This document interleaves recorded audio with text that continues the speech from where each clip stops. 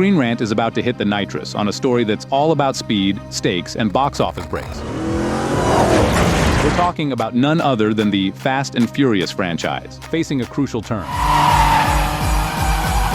With two turbocharged titles revving up, Fast X Part 2 and the spin-off Hobbs and Reyes, the pressure's on to shift this series back into high gear.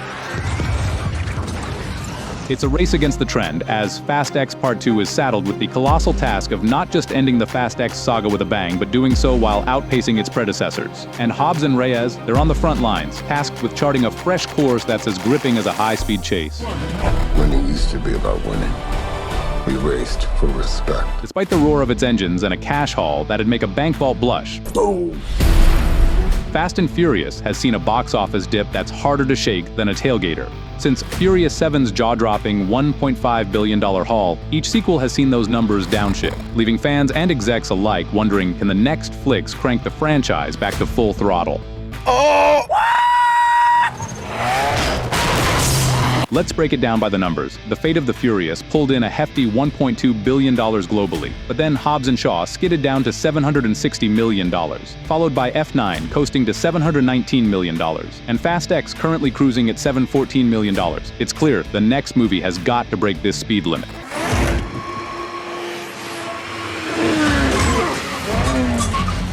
And the stakes? They're as high as Dom's flying charger. Fast X Part 2 is queued up for an April 2025 release. But there's a rumble on the streets that Hobbs and Reyes might burn rubber to the box office line first. Will Hobbs' return and his face-off with Reyes ignite a box office bonfire? Or will it be Fast 11 that revives the franchise's box office fortunes? Would you believe I knocked him out with my charm?